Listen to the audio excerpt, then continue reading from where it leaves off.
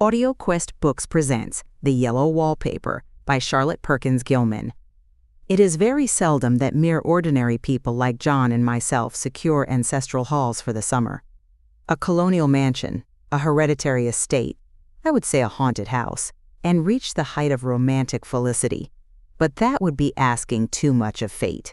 Still, I will proudly declare that there is something queer about it. Else, why should it be let so cheaply? And why have stood so long untenanted? John laughs at me, of course, but one expects that in marriage. John is practical in the extreme. He has no patience with faith, an intense horror of superstition, and he scoffs openly at any talk of things not to be felt and seen and put down in figures.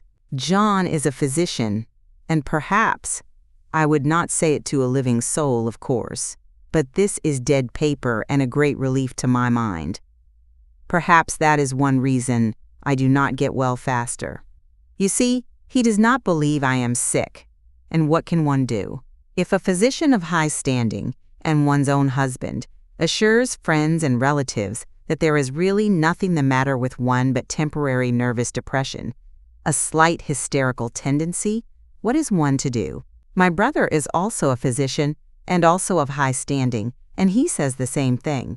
So I take phosphates or phosphites, whichever it is, and tonics and journeys and air and exercise, and am absolutely forbidden to work until I am well again.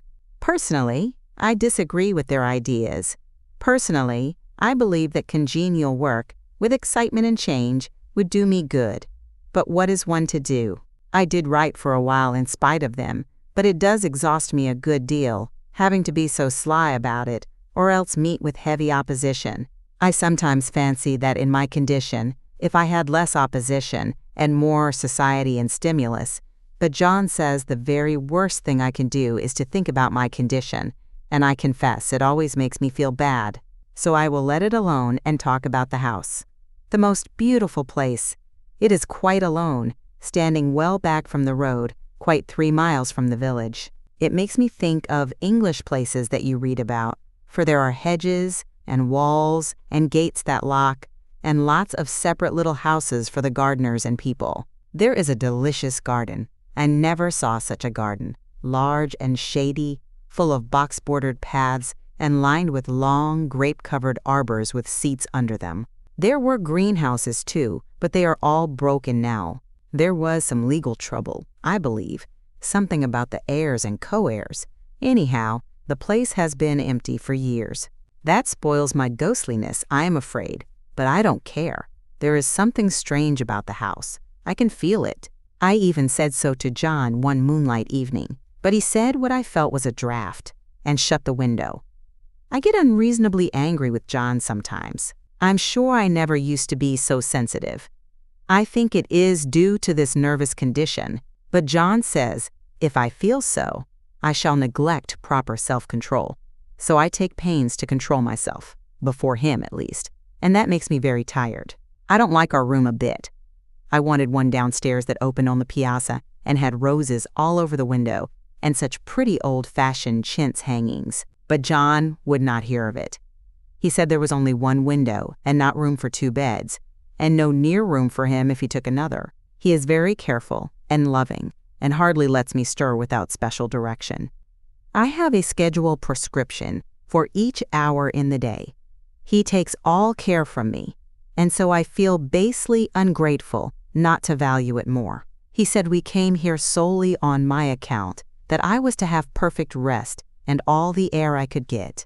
Your exercise depends on your strength, my dear, said he, and your food somewhat on your appetite, but air you can absorb all the time. So we took the nursery, at the top of the house. It is a big, airy room, the whole floor nearly, with windows that look all ways, and air and sunshine galore. It was nursery first, and then playground and gymnasium, I should judge, for the windows are barred for little children, and there are rings and things in the walls. The paint and paper look as if a boys' school had used it. It is stripped off the paper in great patches all around the head of my bed, about as far as I can reach, and in a great place on the other side of the room, low down. I never saw a worse paper in my life.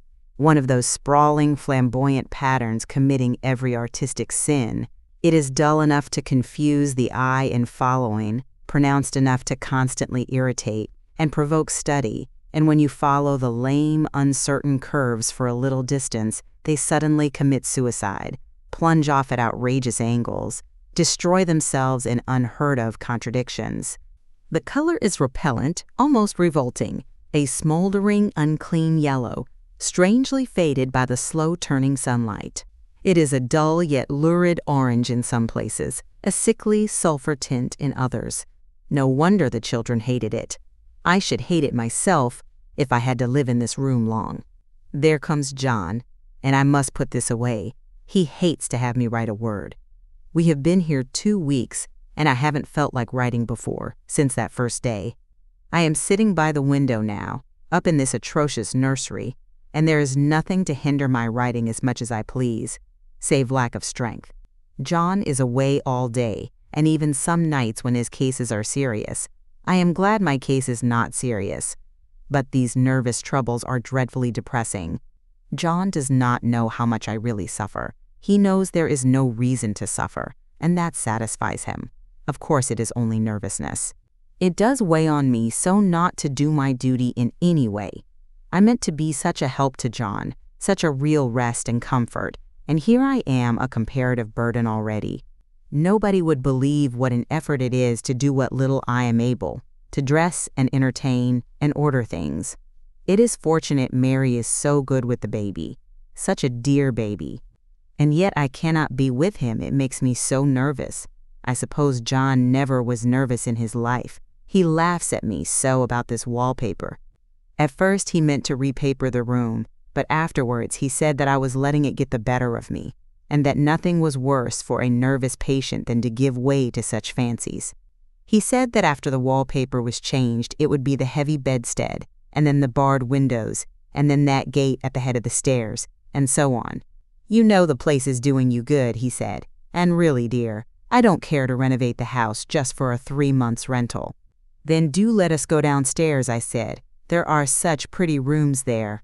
Then he took me in his arms and called me a blessed little goose, and said he would go down cellar if I wished and have it whitewashed into the bargain. But he is right enough about the beds and windows and things. It is as airy and comfortable a room as anyone need wish, and of course, I would not be so silly as to make him uncomfortable just for a whim. I'm really getting quite fond of the big room, all but that horrid paper. Out of one window I can see the garden, those mysterious deep-shaded arbors, the riotous old-fashioned flowers, and bushes and gnarly trees. Out of another I get a lovely view of the bay and a little private wharf belonging to the estate. There is a beautiful shaded lane that runs down there from the house. I always fancy I see people walking in these numerous paths and arbors, but John has cautioned me not to give way to fancy in the least.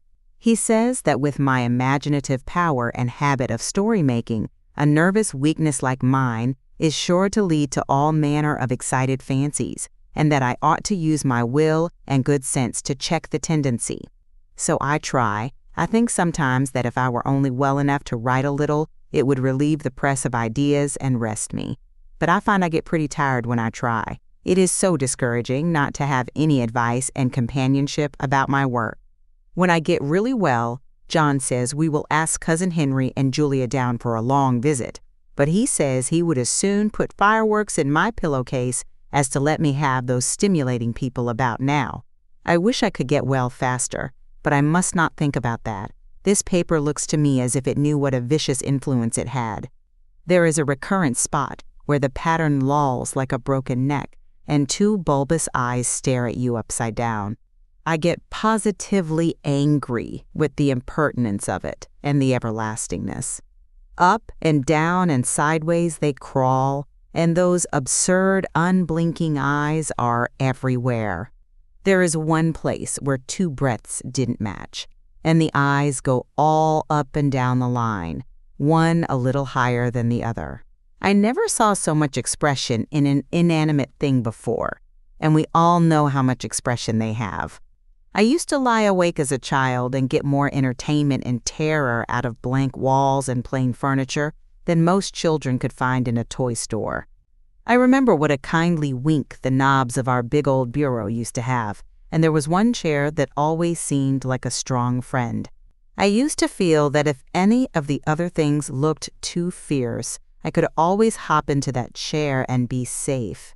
The furniture in this room is no worse than inharmonious, however, for we had to bring it all from downstairs.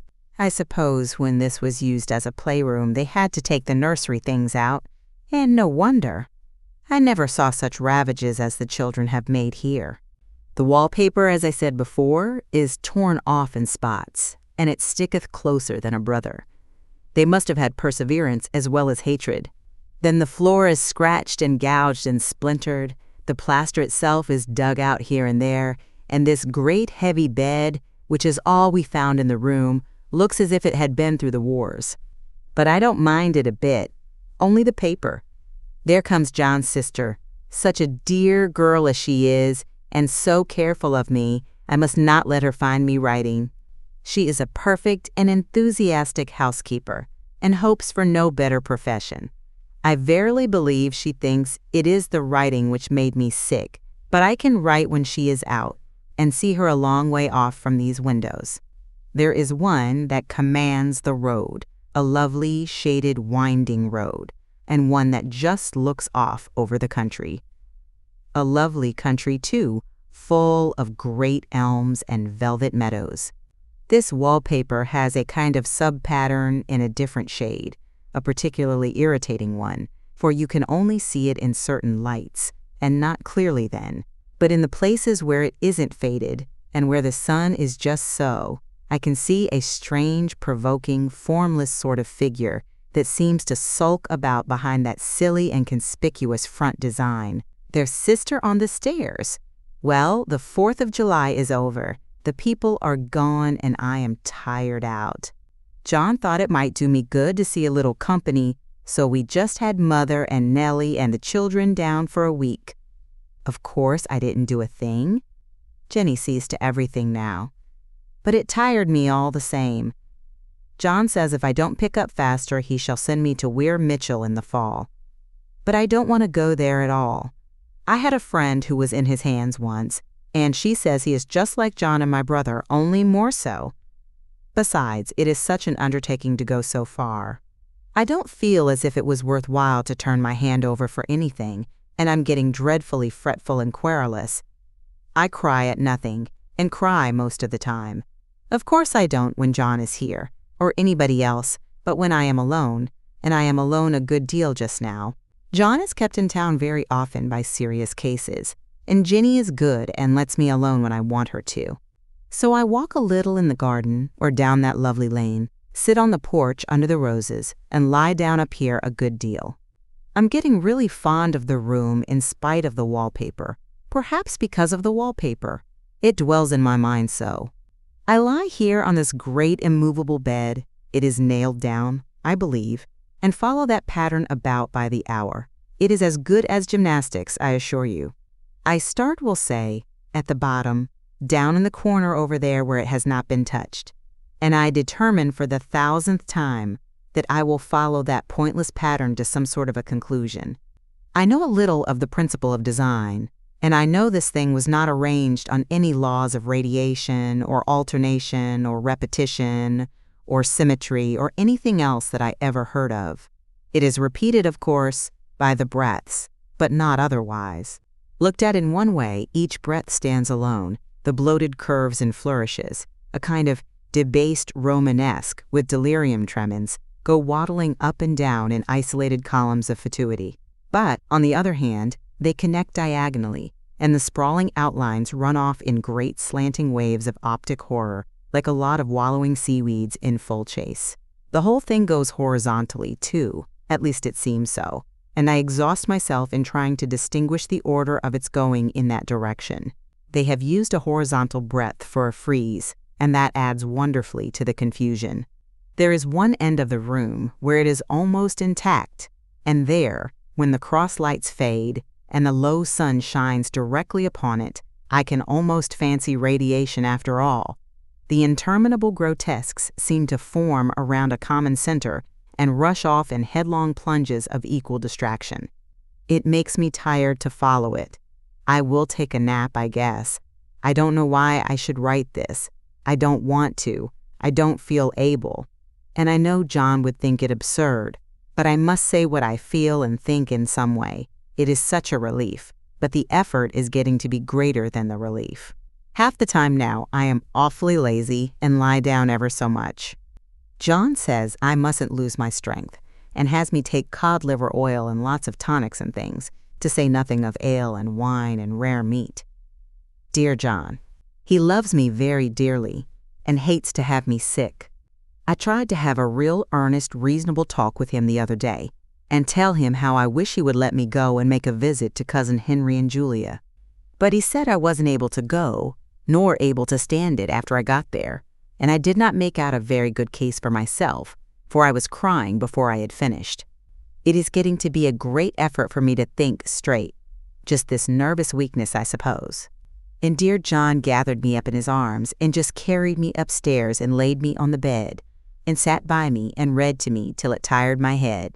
He said I was his darling and his comfort and all he had, and that I must take care of myself for his sake, and keep well. He says no one but myself can help me out of it, that I must use my will and self-control and not let any silly fancies run away with me. There's one comfort: the baby is well and happy and does not have to occupy this nursery with a horrid wallpaper. If we had not used it, that blessed child would have. What a fortunate escape! Why, I wouldn't have a child of mine, an impressionable little thing, live in such a room for worlds. I never thought of it before, but it is lucky that John kept me here after all. I can stand it so much easier than a baby, you see. Of course I never mention it to them anymore. I am too wise, but I keep watch of it all the same. There are things in that paper that nobody knows but me, or ever will.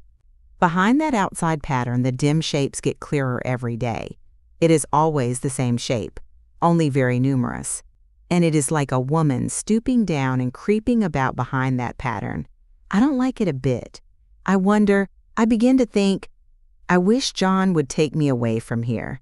It is so hard to talk with John about my case, because he is so wise, and because he loves me so.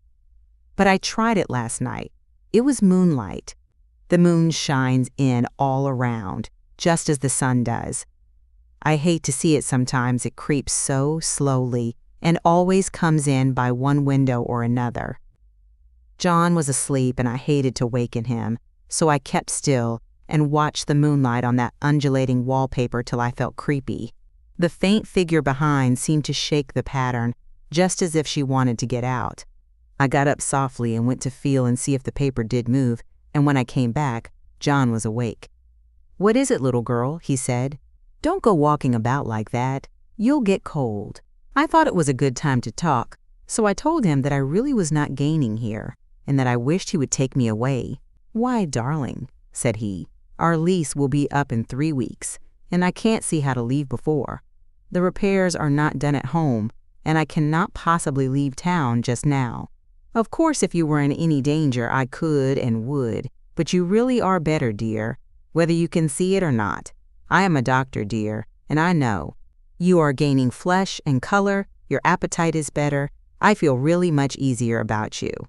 "I don't weigh a bit more," said I, "nor as much, and my appetite may be better in the evening when you are here, but it is worse in the morning when you are away." "Bless her little heart," said he with a big hug. "She shall be as sick as she pleases. But now let's improve the shining hours by going to sleep and talk about it in the morning." "And you won't go away?" I asked gloomily. "Why, how can I, dear? It is only 3 weeks more, and then we will take a nice little trip of a few days while Jenny is getting the house ready." "Really, dear, you are better.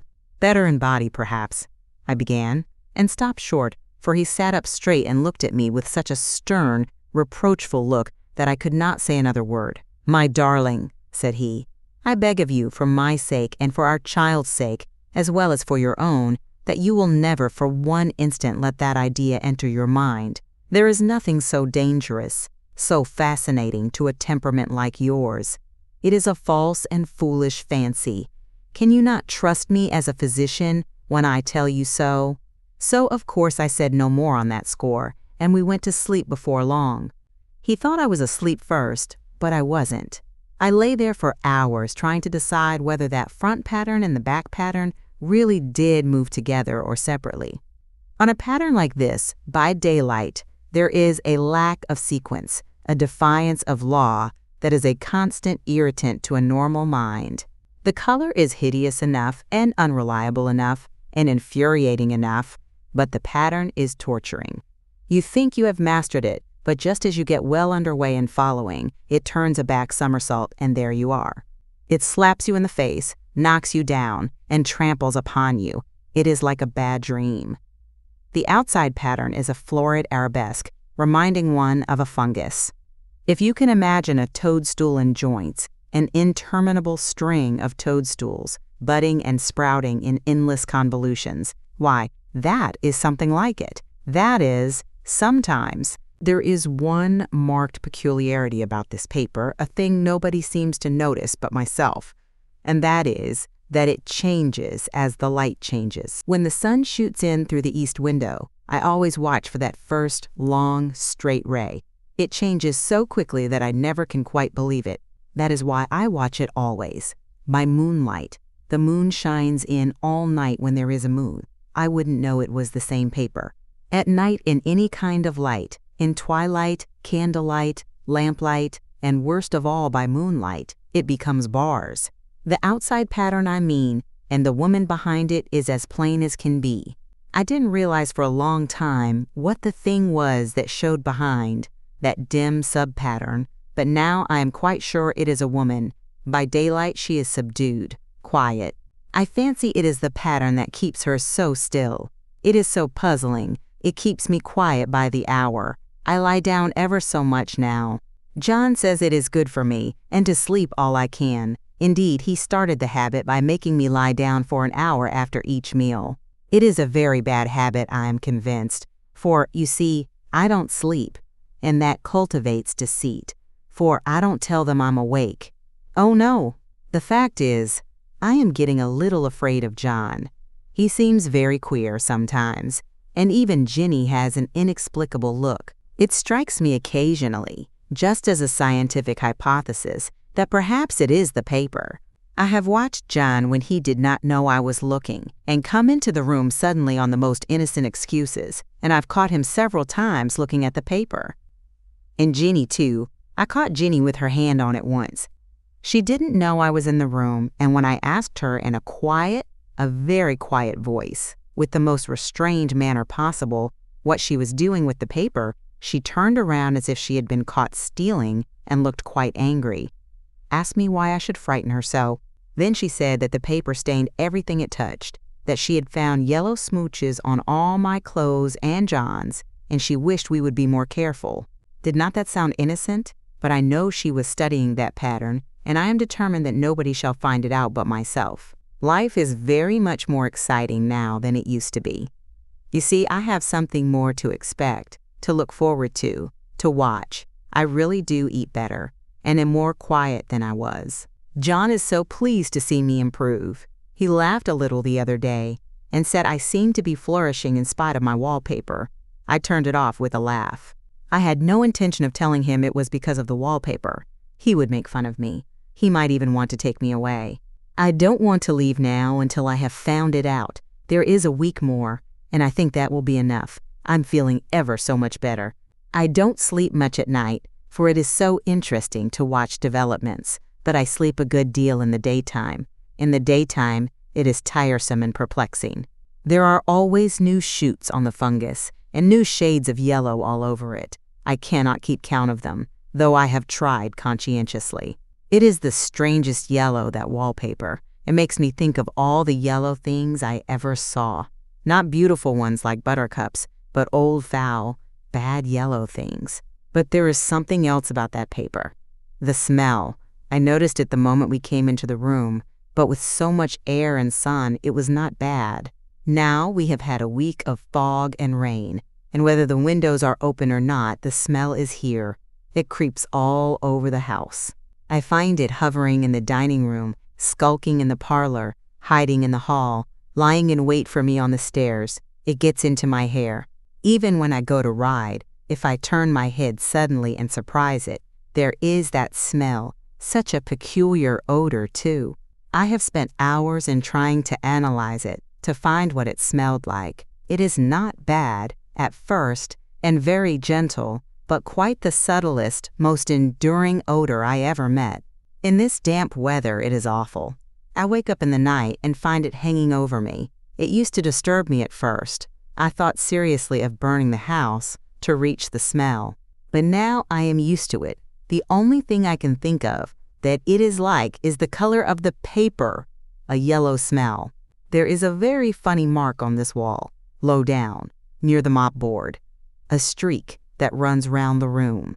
It goes behind every piece of furniture, except the bed, a long, straight, even smooch, as if it had been rubbed over and over.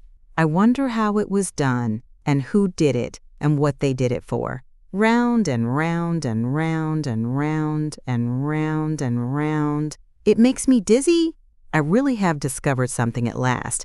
Through watching so much at night, when it changes so, I have finally found out. The front pattern does move, and no wonder. The woman behind shakes it. Sometimes I think there are a great many women behind, and sometimes only one, and she crawls around fast, and her crawling shakes it all over. Then in the very bright spots she keeps still, and in the very shady spots she just takes hold of the bars and shakes them hard, and she is all the time trying to climb through. But nobody could climb through that pattern. It strangles so. I think that is why it has so many heads. They get through, and then the pattern strangles them off and turns them upside down and makes their eyes white. If those heads were covered or taken off, it would not be half so bad. I think that woman gets out in the daytime, and I'll tell you why. Privately, I've seen her. I can see her out of every one of my windows. It is the same woman, I know, for she is always creeping, and most women do not creep by daylight. I see her on that long shaded lane, creeping up and down. I see her in those dark grape arbors, creeping all around the garden. I see her on that long road under the trees, creeping along, and when a carriage comes, she hides under the blackberry vines. I don't blame her a bit. It must be very humiliating to be caught creeping by daylight. I always lock the door when I creep by daylight. I can't do it at night, for I know John would suspect something at once. And John is so queer now that I don't want to irritate him. I wish he would take another room. Besides, I don't want anybody to get that woman out at night but myself. I often wonder if I could see her out of all the windows at once. But turn as fast as I can only see out of one at one time. And though I always see her, she may be able to creep faster than I can turn. I have watched her sometimes away off in the open country, creeping as fast as a cloud shadow in a high wind. If only that top pattern could be gotten off from the under one. I mean to try it, little by little. I have found out another funny thing, but I shan't tell it this time. It does not do to trust people too much. There are only 2 more days to get this paper off, and I believe John is beginning to notice. I don't like the look in his eyes. And I heard him ask Jenny a lot of professional questions about me. She had a very good report to give. She said I slept a good deal in the daytime. John knows I don't sleep very well at night. For all I'm so quiet, he asked me all sorts of questions, too, and pretended to be very loving and kind, as if I couldn't see through him. Still, I don't wonder he acts so, sleeping under this paper for 3 months. It only interests me, but I feel sure John and Jenny are secretly affected by it. Hurrah! This is the last day, but it is enough. John is to stay in town overnight and won't be out until this evening. Jenny wanted to sleep with me, the sly thing, but I told her I should undoubtedly rest better for a night all alone. That was clever, for really, I wasn't alone a bit. As soon as it was moonlight and that poor thing began to crawl and shake the pattern, I got up and ran to help her. I pulled and she shook. I shook and she pulled, and before morning we had peeled off yards of that paper, a strip about as high as my head and half around the room. And then when the sun came and that awful pattern began to laugh at me, I declared I would finish it today. We go away tomorrow, and they are moving all my furniture down again to leave things as they were before." Jenny looked at the wall in amazement, but I told her merrily that I did it out of pure spite at the vicious thing. She laughed and said she wouldn't mind doing it herself, but I must not get tired. How she betrayed herself that time.